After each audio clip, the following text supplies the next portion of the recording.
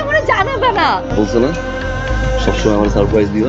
তুমি আমার জানা আসবে না, আমি তাহলে চাইতাম তোমার আনতে। তুমি কি হাত মুখ ধুইবা না? হ্যাঁ, এত দূর থেকে জার্নি করে আসছো, যাও তাকে হাত মুখ ধুয়ে যাই।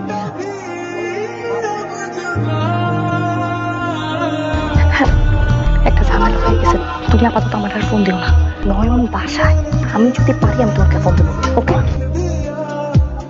আগের বার তো 15 দিনের জন্য আসছিল, এবারও 15 দিন, 20 দিন থাকা যাবে।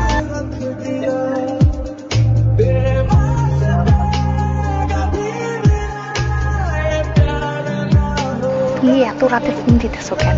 ও আমার পাশে শুয়ে আছে, যদি টের পায়। আমি তোমার বাড়ির বাইরে, বাইরে আসো। তুমি আমার বাসার সামনে মানে? তুমি আসো, তোমার সাথে আমার এখন কথা বলতে হবে। তুমি এখনই আসো। ও যদি এখন দেখতে পারে কি হবে বুঝতেছো? তোমার লজ্জা করে না? একটা লোক মালয়েশিয়া থেকে চলে আসলো তোমার কাছে আসা পর্যন্ত, তুমি কিছুই জানো না। আর এখন এখন সাইজা গুইজা লাল শাড়ি পরা ওই বেটার সাথে শুয়ে আসো। তুমি না একটা কথা ভুলে যাও না, আমার সাথে আমার ফ্রেন্ডশিপ ছিল। তুমি আমাকে তোমার প্রতি উইক বানাচ্ছো প্রত্যেকদিন। যে লোকটা নিয়ে আমি বিছানা শুয়ে আসছে সে আমার স্বামী। আর কোনোদিন ফোন দিবা না তুমি আমাকে। তুমি বুঝো না আমি তোমাকে ভালোবাসি। আমি রাগের মাথায় বলে ফেলছি। 15 থেকে 20 দিনের জন্য আছে, এরপরও চলে যাবে। একটা দিন শুধু একটু ধৈর্য ধরো।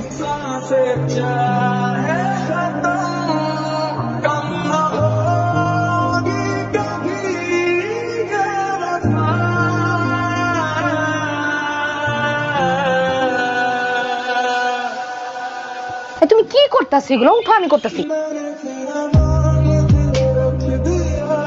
বিদেশে অনেক কষ্ট করো।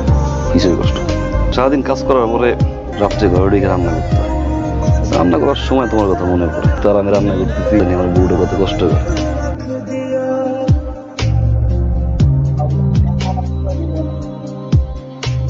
আর পাখি কাঠ ডালে, তুমি তো কালে মুরগি পালে। বুঝি নাই। দিতে আসতে ভাই, আর তুমি দার্জিলিং থেকে গান আসতে ভাই। কি হয়েছে? পা ব্যথা করতেছে, অনেকক্ষণ ধরে হাঁটছি না। দাঁড়াও, এই জায়গায় দাঁড়াও, আমি রিক্সা নিই। দাঁড়াও। কি করতেছো গুলা? হ্যাঁ তুমি কি চাও? হ্যাঁ, তোমাকে আমি বলছি আমার 20টা দিন সময় দাও, নয়ন জানি, তারপর আমি তোমার সাথে যোগাযোগ করবো বলছিলাম না? আর আমার কথা মাথায় আসছে না, তুমি তো দিব্যি ভেবে নিচ্ছো। এখন গ্রামের লোকজন যদি দেখে ফেলে তাহলে আমার অনেক বড় ঝামেলা হয়ে যাবে। তুমি তো চাও না আমার ঝামেলা হোক, তাই না? বহুদিন পরে বাইকে যাচ্ছে, কই যাও? আইতাছি। কি হয়েছে? তুমি এত ফোন দিতেছো কেন? বাইরে একটু দেখা করতে আসো।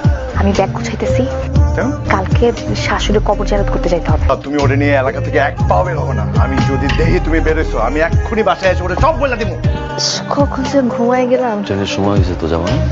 শরীরটা ভালো লাগতেছে না। আমরা আজকে না যাই, চল ডাক্তার দেখাই। ট্রেনের টিকিট কেটে ফেলছো না, তুমি যাও, আমি বাসায় একটু রেস্ট নিলে ঠিক হয়ে যাবে। আচ্ছা, আমি গ্যাস ওষুধ পাঠিয়ে দিচ্ছি তাহলে। আচ্ছা।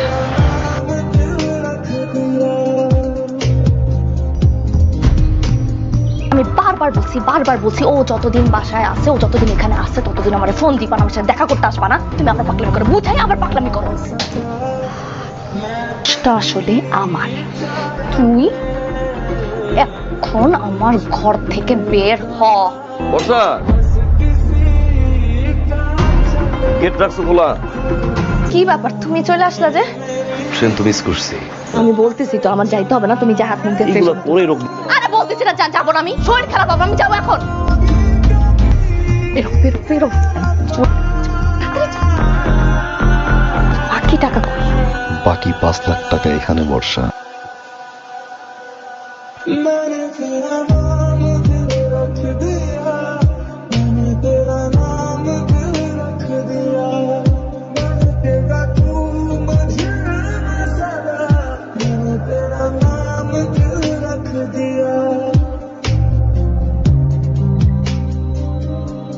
ভুল করে ফেলছে, আমার মাথা ঠিক ছিল না। আমাদের প্রবাসীদের জীবন তত কষ্টের, তোমরা যা দেশে থাকো, একটা দিন যদি দেখতা, ঘুমাইতে পারতাম না। তার উপর দিয়ে না কুকুরের মতো ব্যবহার করে আমাদের বসের আমাদের সাথে। ঘন্টার পর ঘন্টা ঘাম ঝরা কষ্ট।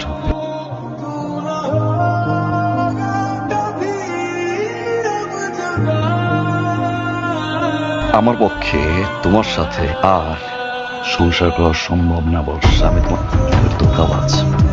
তোমার সন্ধ্যায় আমার ফ্লাইট, মৃত্যুর আগ পর্যন্ত এটা তোমার সাথে শেষ দেখা বর্ষা। তোমার ফোনকে আমি তোমার কথা বলছি, ফোনকে তুই ফোন ধরো না কেন? তুই তুমি টাকা দিয়েছিলি না আমার কাছে? তুই যে দাম টাকা আছে, এই থেকে 10,000 টাকা আছে, জমির উপর জমির কাগজপত্র আছে, আবার ডিভোর্স দিছে, আবার ডিভোর্সের কাগজ দেখাইছে, আমার লোকে থাকবো না। ছেলে নয়ন গেলে তুই আমার বিয়ে করবা?